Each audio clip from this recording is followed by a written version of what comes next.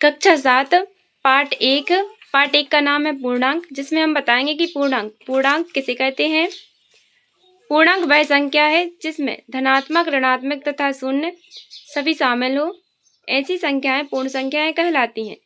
जैसे उदाहरण में है ऋण 3, ऋण 2, ऋण 1 और इसमें 0 भी शामिल है। 1, 2, 3 ऐसी संख्याएं सभी पूर्णांक संख्याएं कहलाती हैं।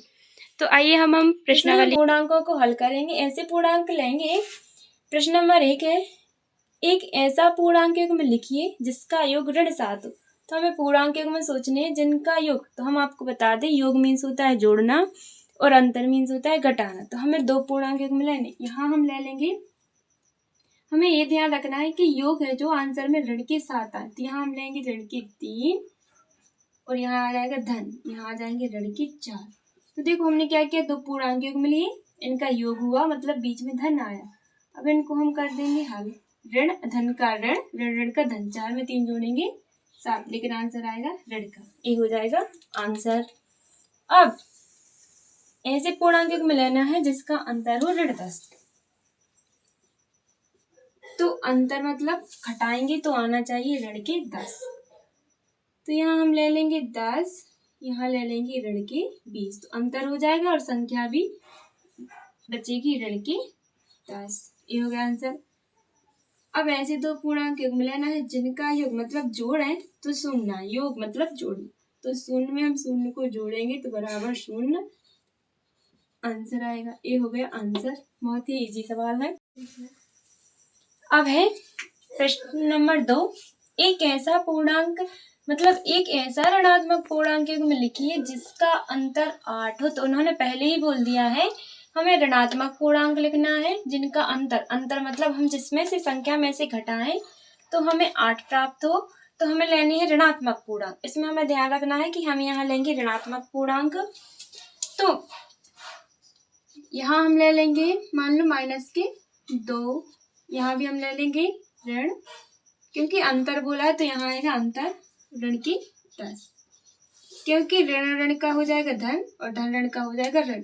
जब हम 10 में से 2 घटाएंगे तो बचेंगे धन ऋण ऋण का धन और धन धन का ऋण। तो कितने बचेंगे, 10 में से 2 घटाएंगे तो आ जाएगा 8। ये हो जाएगा आंसर। ठीक उसी प्रकार बी नंबर है।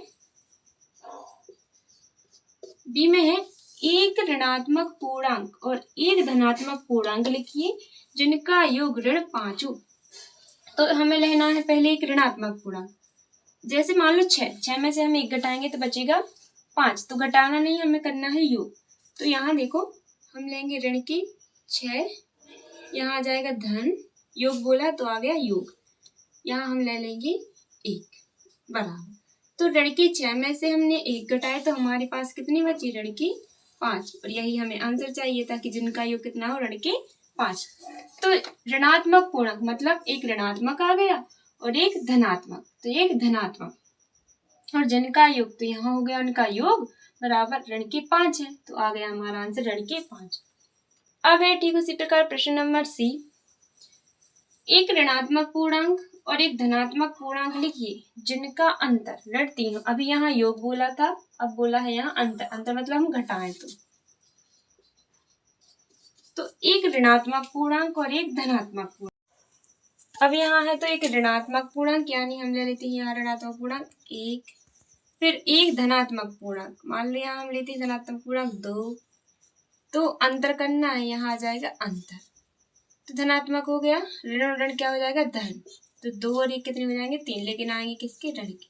तो ये हो गया आंसर। अब है प्रश्न नंबर 3, जिसमें दिया है किसी प्रश्नोत्तरी में 3 उत्तर चक्कर के टीम ए द्वारा प्राप्त किए गए अंक। तो टीम ए द्वारा प्राप्त किए गए अंक हैं ऋण 40, 10 और 0, और टीम बी द्वारा प्राप्त किए गए अंक हैं 10, 0, ऋण 40। तो हमें पता करना है कि किस टीम ने अधिक अंक प्राप्त किए। क्या हम कह सकते हैं कि पूर्णांकों को किसी भी क्रम में जोड़ा जा सकता है। तो इसमें टीम ए द्वारा अंक दिए गए हैं और टीम बी द्वारा। तो जो टीम ए द्वारा अंक दिए गए हैं तो हम टीम ए द्वारा प्राप्त किए गए अंकों का योग करेंगे। तो ऋण 40 धन 10 धन 0, तो ऋण धन का होगा ऋण 40 में से हम 10 घटा देंगे तो बचेंगे ऋण 30। अब ठीक उसी प्रकार टीम बी द्वारा प्राप्त किए गए अंकों का योग करेंगे। तो यहाँ आ जाएंगे 10 धन 0 धन ऋण के 40। तो ऋण के 40 में से हम इस 10 को घटा देंगे तो बचेंगे ऋण के 30। अब है क्या, तो हाँ हम कह सकते हैं कि पूर्णांकों को किसी भी क्रम में जोड़ा जा सकता है। तो यहाँ हम लिख देंगे कि हाँ, क्योंकि टीम ए द्वारा और बी द्वारा दोनों का कितना आ गया, ऋण के 30, और इसका भी आ गया ऋण के 30। तो यहाँ हम लिख देंगे जी हाँ, पूर्णांकों को किसी भी क्रम में जोड़ा जा सकता है।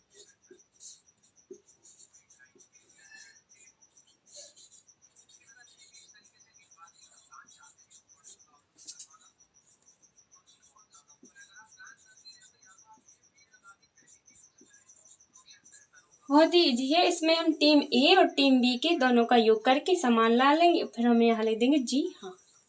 अब है प्रश्न नंबर 4, जिसमें रिक्त स्थान दिए हैं कि कथनों को सत्य बनाने के लिए रिक्त स्थानों की पूर्ति कीजिए। तो खाली स्थान दिए हुए हैं, हमें उनको खाली स्थानों को भरना है। तो नंबर 1 है कोष्टक के अंदर ऋण 5 धन ऋण 8 बराबर, हमें ऋण 8 तो दिए हैं बराबर किस साइड, लेकिन हमें ये देखना है कि ऋण 8 में इस साइड क्या है और इस साइड क्या है। तो इस साइड ऋण की 5 और ऋण की 8 है, तो इस साइड खाली स्थान में ऋण की 5 की जगह छूटी हुई है, तो उसमें आ जाएंगे ऋण के 5। अब दूसरा है ऋण की 53 धन 0 बराबर, हम ऋण 53 में क्या जोड़ें कि ऋण 53 में 0 जोड़ने पर कितनी आएंगी, ऋण के 53। अब है तीसरा 17 प्लस खाली स्थान दिया है बराबर 0, 17 में क्या जोड़े कि 0 आ जाए, तो हम 17 में ऋण 17 जोड़ेंगे तो 0 आ जाएंगे। अब चौथा है इस साइड का पक्ष देखना है और इस साइड का पूरा है, लेकिन इस साइड में खाली जगह है जिसमें ऋण के साथ नहीं दिए, तो हम लिख देंगे ऋण के साथ। अब पांचवा है ऋण 4 धन कोष्टक के अंदर 15 धन ऋण की 3, अब बराबर के इस साइड देखना है, तो ऋण की 4 भी दिए हैं धन 15 भी दिए, लेकिन एक चीज के लिए खाली स्थान छोटी हुई है, वह संख्या आ जाएगी उसमें कोष्टक के अंदर ऋण की 3। तो ये हो गया हमारा सवाल, ये प्रश्नावली हुई समाप्त। तो चैनल को लाइक कर देना एंड सब्सक्राइब करना ना भूलें।